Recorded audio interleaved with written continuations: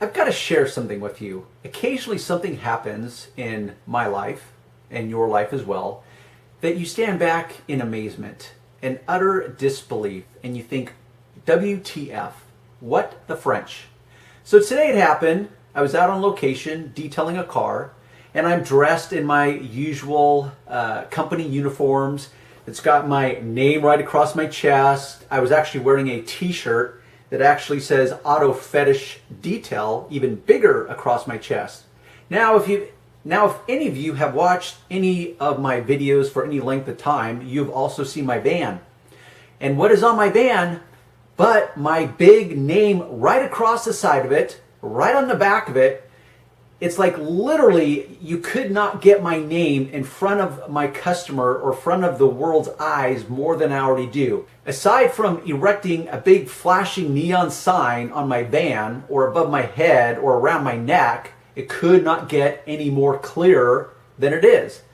So I'm done detailing a car, and Mr. or Mrs., I'm going to keep this very ambiguous to save the identity of my customers. They come out to pay me, and they hand me the money. And customer looks at my shirt and says, Auto Fetish Detail, is that the name of your company? And I'm like, I was seriously like stunned. As in, are you serious? Like, this is a joke, right? There clearly has to be a hidden camera somewhere because you're trying to get a rise out of me, right? You're pushing my buttons. Something is going on here because there's no way in hell that you're asking me that question. I've only been doing your cars, let's say 8 years now. Every week I show up in the same van with the same logos on it. Every week I wear some kind of company uniform that has my name plastered on the front, on the back, on the sleeves. If it's a long sleeve shirt, it's like, how much more clear can it be? And yet there he is, in all honesty and candor, and asked, is that the name of your company? So that's the story. I just want to set up some context for you. Now you may be thinking to yourself, what could this possibly do with detailing, Darren? I mean, you've gone down some many paths, but WTF again, what does this have to do with detailing? Glad you asked. Now the reason this sparked a video moment in my head is because I get communication, or I communicate with endless people, not only all over the world, but more specifically throughout the country. Every state, you name it.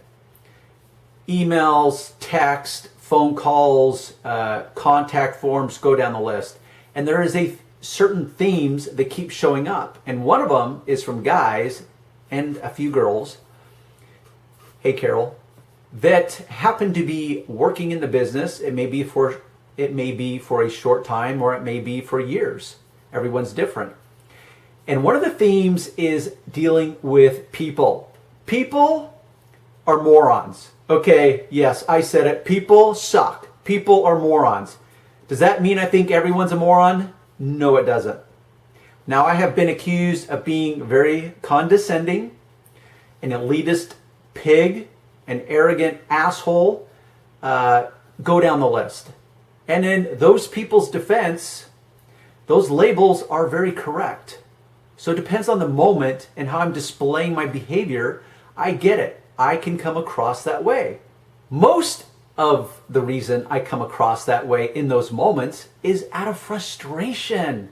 The same frustration that I am getting from you guys, the feedback, where people write into me or they call me and say, Darren, you cannot believe the people that called me up today. Talk about a couple of morons. This lady, she got so frustrated because I was asking her questions. Heaven forbid I ask her about her car and she gets frustrated and she hangs up on me. Well, every one of your complaints, every one of your observations, I have lived through myself. I continue to live through it to this day. The challenge is for you to not let that bother you to the point that's inappropriate. Now, how do you decide what's appropriate and what's inappropriate? Well, I think the appropriate response is to pull back, look at what happened, and realize some people just suck. Some people just want what they want. And if you can't give it to them, they're just going to go around and keep asking until they get what they want. I've had many people like this. Even myself, I have people that call, they don't take the time to look at my website that's got literally just tons of information. Virtually every question they could possibly ask is answered on that website. Do they even take the time to look at the pricing? No, they don't. They simply want to grab my phone number off the internet and call me. Hey, yeah, I saw your ad, and it's amazing how many people call it an ad. I saw your ad on the internet, and I'd like to get a price on detailing. Instantly, I know they're a price shopper. 99% of the time, I know I will not be doing business with this person. So that's where I go into asking them questions, because I never know what's going through their head. And that's my point of this video. I have this customer that comes out, and I'm thinking to myself, how is it possible this person does not even know that my company is called Auto Fetish Detail? Blows my mind. But that's the point of this lesson, and that's how I'm going to tie it into detailing, is that communication, if you were to read and ask the experts, which I have done, I'm a very avid reader of what I call the human condition or the human experience or human nature. So I've been researching this vast, endless subject for literally most of my life. You just never know what a person is perceiving or how they perceive the world. And so you don't know what's going on in their head unless you are in their head, which you will never be in their head, or you ask the right questions. And that's why I'm a big fan of asking those right questions. It's also why I'm a huge fan of presentation is king. Because as I was stating, if you ask the experts, they will tell you that verbal communication, as in the spoken word, is only 7% of communication. It's all those other intangibles, all those other things that the senses pick up. The voice inflections, how you enunciate your words, the use of grammar, the terminology, the word choice, your posture, how you dress, how you walk, how you talk. Literally everything is communicating something about you. And I'm going to use a metaphor here because I love metaphors. It's a way to take something that's not instantly understandable for people, and then you relate it to something of the physical world that they can relate to, or that's more relatable to, and they can connect the dots very quickly. So let me use a metaphor like a bank account. Pretend that you are a bank account. Everything you do will either make a deposit, which is good, or a withdrawal. So if you were to look at you, or let's say if you were to reduce you down to a number as in a bank account, how much would you be worth? So based on society, because society has its norms, its accepted policies, its accepted standards, they could be items such as, and I conveniently made a list for myself because I knew in the moment I would forget. So for example, I think it's accepted that there's certain values and principles and ethics that the world would esteem and they would place a value on. How trustworthy are you as a person? Do you deliver the results? Do you deliver the results consistently? Do you work with a sense of urgency? Do you look professional? Do you talk professional? So those are examples of positives. Let's look at a few examples of the negatives. Do you not return phone calls? Do you have poor communication skills? Do you dress like a slob? Is your work van, truck, car look like crap? Are you disorganized? Do you walk around with lack of all urgency and you operate at a snail's pace? Do you take endless breaks while you're working? Are you smoking on the job? Are you making a mess of their yard or their driveway? All those things are negatives. So if we go back to the original metaphor of a bank account, so everything you do is either making a deposit or a withdrawal with your customers, and not just your customers, but the world. Because as I've said in my other videos, I'm trying to teach you skills that you can take regardless of what you do in life. because I think every person should look at themselves as a business entity. What value do I bring to the table? What value can I bring to a company? Or in the case of detailing, what value can I bring to Mr. or Mrs. Customer? So if I understand that everything I do is a form of communication, then nothing can be left to chance. So I'm either making a deposit, as in dollars, to me as a bank account. So when I show up on time, or I call the night before to confirm the appointment, I do an exceptional job, I am consistent in my work, I work with urgency, all those things that my customer will think are good things. That's adding money to my bank account.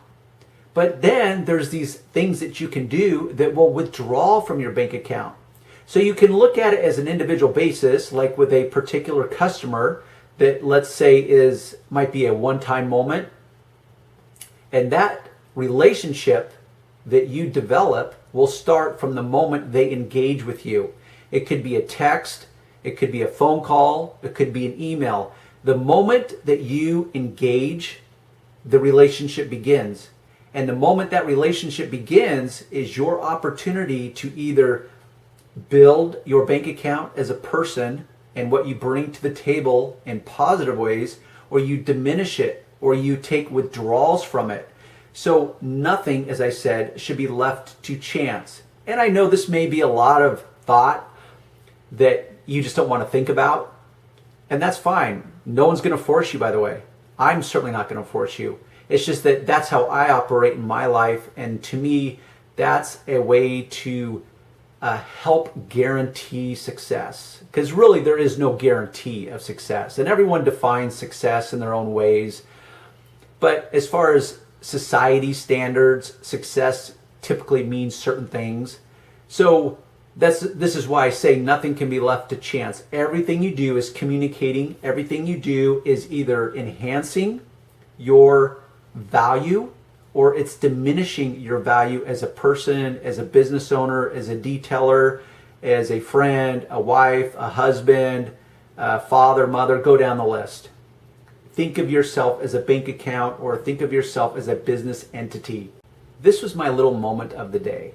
And to this day, and trust me, when you guys write in, I try to read everything. I can't read every post on the YouTube channel, but when you use my contact form and so forth, I virtually read everything. I cannot respond to everything, but I read it.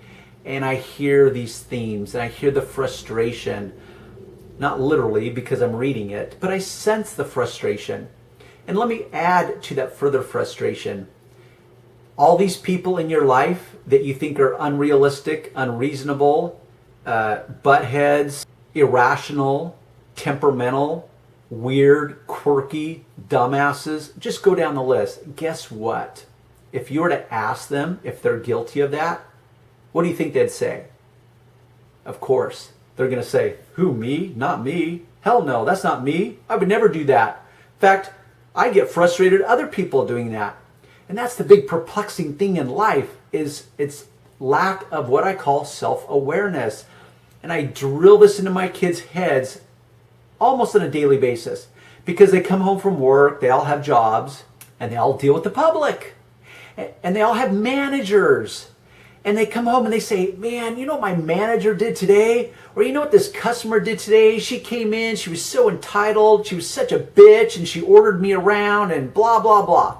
And it's like, yeah, you know what? Guess what? I can empathize with that. Now, fortunately, in my world, I don't have customers as a rule that treat me that way. But I know what it's like working with the public, and I feel your guys' pain.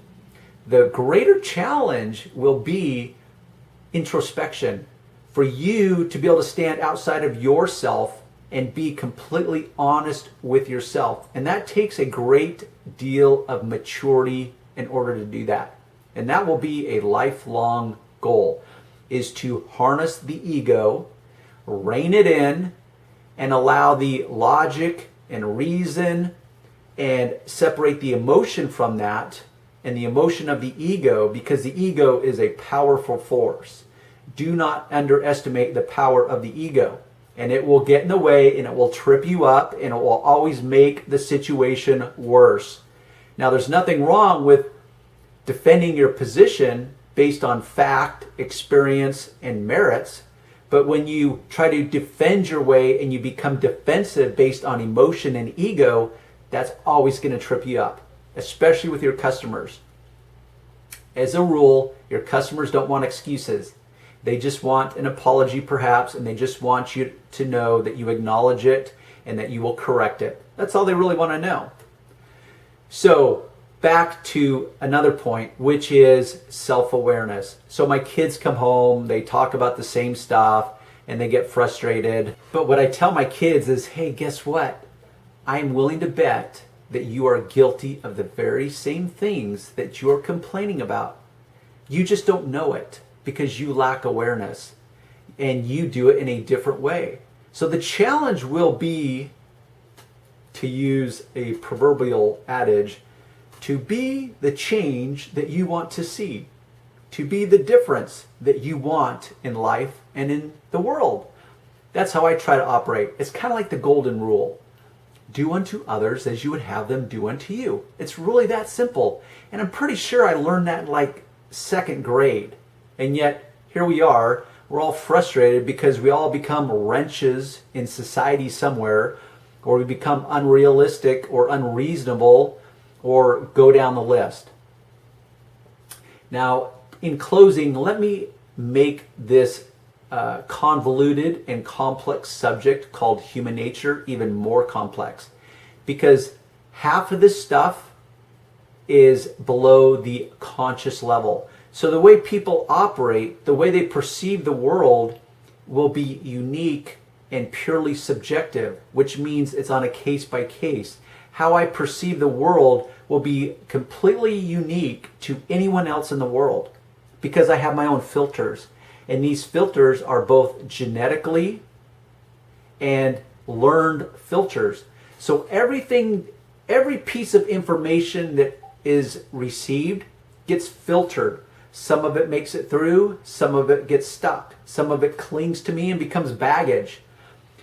Half of that is at least half, I'm just using a figure there, is at the subconscious level, which means I'm not even aware of it. And if I'm not aware of it, how can I ever fix it? And that's where introspection comes in, the ability to step out of oneself and observe oneself so that you can objectively and with maturity and honesty and say, hey, Darren, you know what? You were kind of a dickhead, or you were a butthead, or you were wrong and your ego got in the way. Go down the list. So there's the challenge. And there's just me going on with what many of you will call psychobabble. I'm curious how many of you will have even lasted this long in this video. And by the way, if you did, let me know. Write me a comment. Give me a thumbs up. Something as simple as that. I would be curious, and I would love to hear the feedback on this topic that is a very complex topic, and a topic that will forever intrigue me and that I will forever be a study of. I have almost endless books on this huge, convoluted, complex subject called human nature. So there's my lesson. You never know what's going through your customer's head, and you've got to ask the questions, because something else I've learned is that people really have a poor ability to communicate what's really streaming through their head. The words they use, the words they choose, may not be the words that actually make sense or is truly describing what they're trying to communicate for you. So this is why communication skills are so critical to the world, relationships, business relationships, detailing, go down the list. You've got to be able to pull that information out of people by asking the right questions so that you can communicate. And by communicate, I mean you come to an understanding that both sides understand each other so that you can come to a greater good, or you can deliver upon those results. Okay, there's my rant for the day.